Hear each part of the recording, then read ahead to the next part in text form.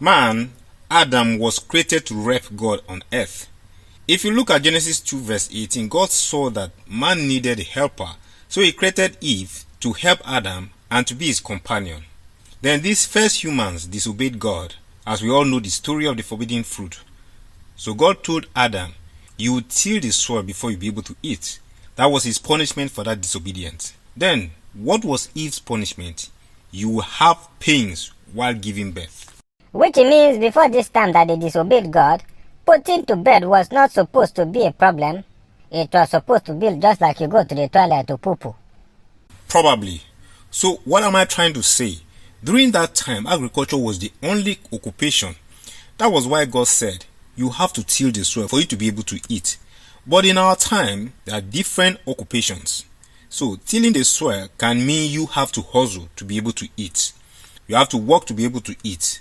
That's why it's been the role of the man to go out there and hustle for the family. They call it the breadwinner. I don't know where that kind of title came from. If it is just to win bread, you just go to the bakery and get one bread, that's all now, and all your family needs will resolve. Only until the late 80s through 90s that women started joining the workforce. Before that time, receptionists were men, waiters, whatever you can think of. But today, go for interview with a lady, except that job is strongly a man's job. She will likely get the job than you. You know that the women can attract customers more than men, huh?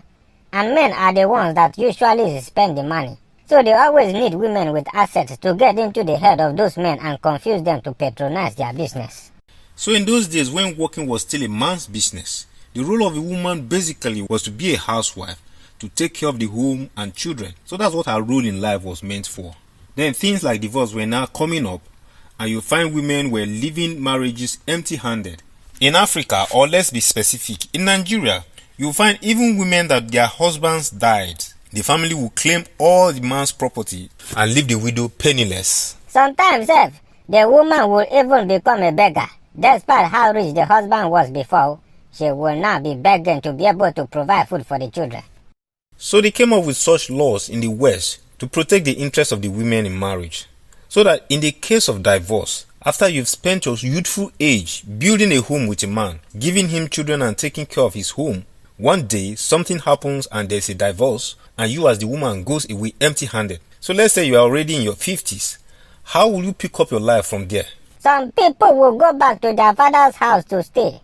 That is when you will be receiving all sorts of insults from your brother's wife that could not afford to build his own house.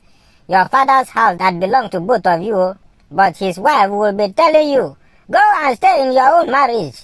If to marry is easy, why did they pursue you from your own marriage? You are a wicked woman, that is why your husband chased you out of his house. So those laws gave women the backbone in marriage. But even when women started working, such laws are left unamended. Because the law says, once you divorce, whatever possession available has to be shared equally, so that one person does not go empty-handed and the other one is rich. Now the problem there is that this law didn't define the number of years that any marriage will last before you can share the properties equally with your spouse. So a lot of women now made it a business to get married to rich men. Then within a short period of time, they will set up one thing or the other for a divorce and take half of that man's properties that he has been struggling to build over the years. Sometimes, it could just be that the man's wife dies, then one gold digger will skim her way into the man's life. And after 2 to 3 years, she will pop up with divorce and part away with 50% of the wealth that another woman has built with her husband. It is not until husband and wife are partners that the woman is building. Even if she is a housewife, the fact that she is the one that cooks for the man, takes care of the children, takes care of the home, is part of the wealth. But just because death unfortunately did not allow her to enjoy it, another gold digger will come in and take half of it. Sure, you see that some women deserve fermented acidic thunder. And this thing is encroaching into Nigeria small. You just marry someone, even if the marriage is just 3 months, so long as you sign those papers that you are husband and wife. 3 months, somebody will come and sweep away all your hustle over the years. I think they have to look into this marriage law. Yes, like I explained earlier, it was meant to protect the woman. But those same women are now using it as a weapon to scam rich men. They should readjust that law such that if you get married to a man and you now divorce, The money that the man will share with you should only be the money that he made while you were together, not everything that the man has been struggling all his life. If you take half of his money, tomorrow another woman comes and marry him and takes another half, which means what is remaining is half of the half that you left for him. That is 1/4 of his whole money. Tomorrow another one comes again and take another half. Not the poor man, and I don't turn the man to like that. It's not far from the truth though. I think it's better this sharing of property is calculated based on what the man made while that woman was in that marriage, not money that you don't know what the man went through to earn it. Different people have different opinions. I'm not saying someone else should agree with me, but whether you're a male or female out there, then this Hakimi's guy was your brother. Would you feel it's right to share all his wealth that he has built over the years with a woman that just came into his life 3 years ago? I don't think so. Talk is cheap now. It is when you are the one that is directly involved that you will see the drama.